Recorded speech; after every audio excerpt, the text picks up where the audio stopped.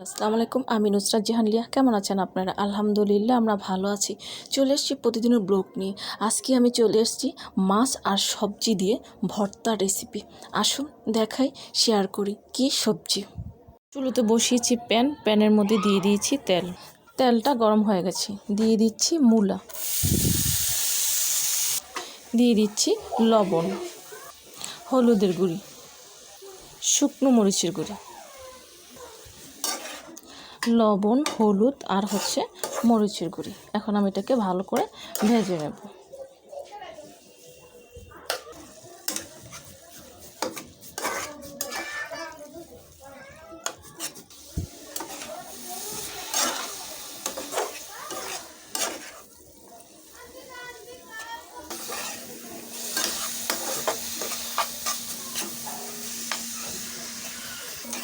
মূলাটা সম্পূর্ণ ভাজা হয়ে গেছে, দেখতে পাচ্ছেন একেবারে ভাজা রেডি। এখন আমি এটা নামিয়ে ফেলবো।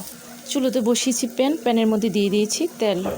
তেলটা গরম হয়ে গেছে, দিয়ে দিচ্ছি লবণ হলুদ মাখানো একটা মাছের পিস, দিয়ে দিচ্ছি পেঁয়াজ, কাঁচা মরিচ,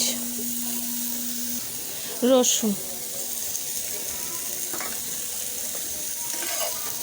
এই পাশ থেকে এগুলোকে ভেজে নেব।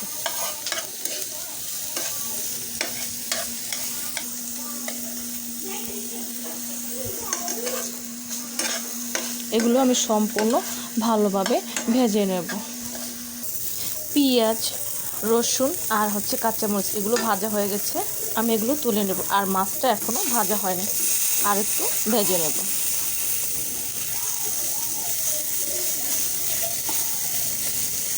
এখান থেকে কাঁটাটা, এই তো, এখন তাড়াতাড়ি মাছটা ভাজা হয়ে যাবে।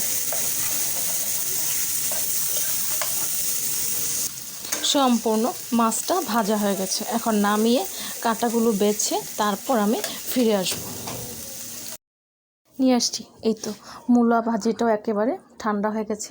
এই যে মাছের কাঁটাগুলো আমি সম্পূর্ণ বেছে নিয়েছি। আর রসুন, পেঁয়াজ আর কাঁচামরিচ।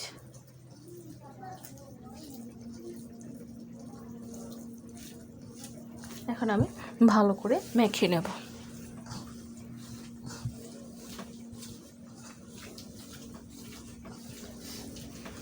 যেহেতু আমি ভাজি করেছি, তাই এখানে আমি এক্সট্রা কোনো তেল দেব না। আপনারা চাইলে এক্সট্রা তেল দিতে পারেন।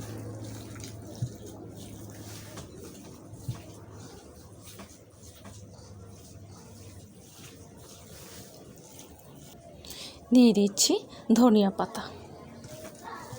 ধনিয়া পাতাটা চাইলে ভেজে দিতে পারেন, আমি কাঁচাই দিয়েছি।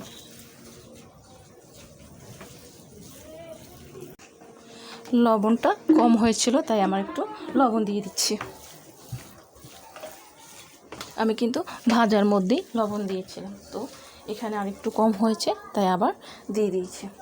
তো একেবারেই রেডি।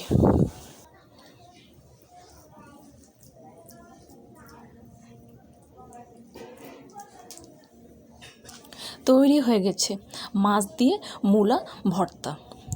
মাছ দিয়ে মূলার ভর্তাটা একেবারেই রেডি। দুপুরবেলা গরম ভাতের সাথে একবার খেয়ে দেখবেন। আর আমি ভেজে নিয়েছি, আপনারা চাইলে এটাকে সিদ্ধ করেও নিতে পারেন। আশা করি আপনাদের খুব ভালো লাগবে। আর ভালো লাগলে আমাকে কমেন্টস করে জানাবেন, সাবস্ক্রাইব করে দেবেন, আমার পাশে থাকবেন, আমাকে অনেক অনেক সাপোর্ট করবেন। আজ এই পর্যন্তই। সব ভালো থাকেন, সুস্থ থাকেন, আবার আসবো। আল্লাহ হাফেজ।